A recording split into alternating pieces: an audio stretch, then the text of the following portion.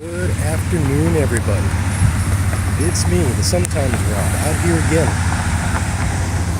Today, I'm actually at Walmart. I'm on the outside of Walmart this time. I say this time because, as you may remember, Justin has been inside of Walmart on numerous occasions in the past, especially with the real Tyler. However, I'm going to refrain from annoying people inside. I'm just going to stand out and watch traffic as they drive by. I'm actually out here right now because in my last video, you might remember I mentioned I was going to be working for Calf Fry. Well, today is May 5th, Cinco de Mayo, the 155th anniversary of when three brave men fought El Guapo in Santa Poco and won Mexico their freedom. Yeah. Anyway, I've been running Calf Fry for 2 days now, and the first day was busy. The second day, last night, was even busier, and right in the middle of it all, I get a flat tire. I've been driving a lot of gravel roads in order to get to where I need and still avoid much of the crowds, and I guess I drove a little too fast or something or another, and right in the middle of everything, I just got flat. And now, again, mine was the only vehicle running. So as a result, we had to call the night short, which resulted in a lot of people being left behind without an easy ride home. Of course, there were those alternative organizations that we have mentioned before. However, those folks are, there's a lot more demand than there is supply. Let's put it that way. So I feel horrible about having to leave a lot of people in a lurch, but I really didn't have a whole lot of choice, I'm afraid. Either way, this morning I got up, I came down here to see if I can get the flat patched, and as they told me, the tread was too low. So I went ahead and got a new tire. However, the tires were on sale. So noticing that my other tire opposite that wasn't the front tire. Excuse me. That was the front shotgun seat. Now, the front driver's side was also pretty low as far as treading goes. So I thought, all right, since they're cheap, we'll go ahead and buy two. And they're putting them on right now. It shouldn't be that much longer before it's done, fortunately. But either way, it's not, I mean, let's face it, they're not cheap. They're tires. But it could have been a lot worse. I won't lie. So I came on here right now because I do have a couple of hours to kill, but I also thought I would come back to something I mentioned the last time I was on here. I mentioned about I might tell you what a Calf Fry is. Now, of course, Calf Fry is a festival. It's a 3-day festival here in Stillwater, but it's named after. Okay, it's named after a certain. When I say food, but I say food in quotations because most people won't eat a calf fry. Most people will not eat what these things are. Some have described a calf fry as the difference between a bull and a steer. And I know a lot of you, especially living back home in California, are scratching your head going, huh? They are... let's just say you're only going to find them on a bull. You won't find them on a cow. And there's usually two of them. Yeah. You take them, from what I've heard, you butterfly them, you flatten them out, and you fry them up. No, I have never eaten one. I most likely will never eat one. I say most likely because, I don't know, maybe someday somebody's going to get me considerably vishniked on adult beverages, and I may go, sure, why not? I hope not. I hope I never get that toasty. But you never say never, they say. But that's what a calf fry ultimately is. Why they named it that, I don't know. Yes, they are selling a gobsmacking ton of them out at this festival, along with other types of food and even more beer. Now,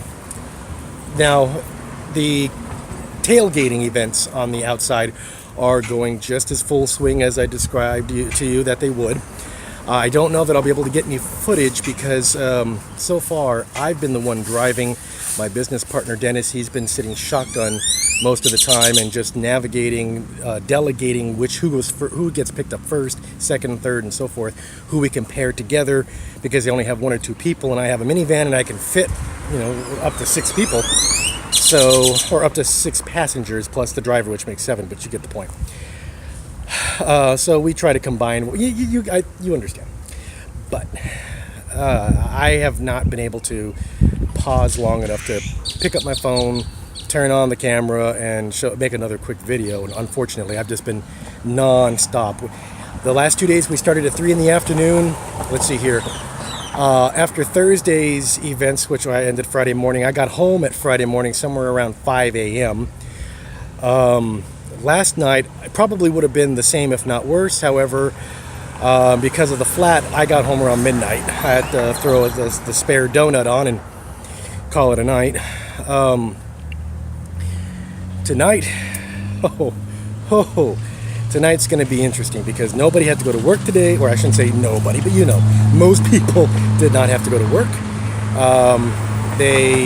Those that did go out yesterday were, of course, recovering right now, but they will go back out again tonight because they're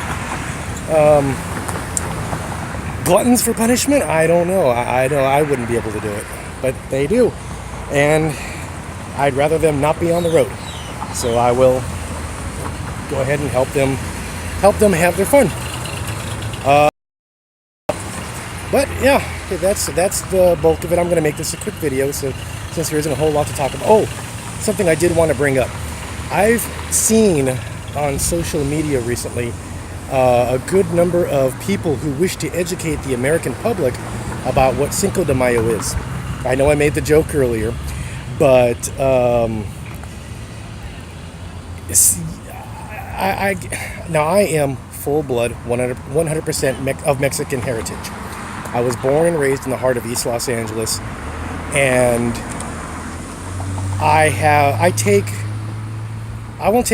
can't say I take exception to a lot of what I've been seeing, but I do have to make a couple of caveats. I guess that's probably the best way to word it. Some of the things that people bring up about Cinco de Mayo and trying to dispel myths is that it is not Mexican Independence Day. That is correct. The official recognized Independence Day of Mexico is not May 5th, but rather in September. Instead, May 5th is the celebration of a very important battle in the city of Puebla. That's all it is.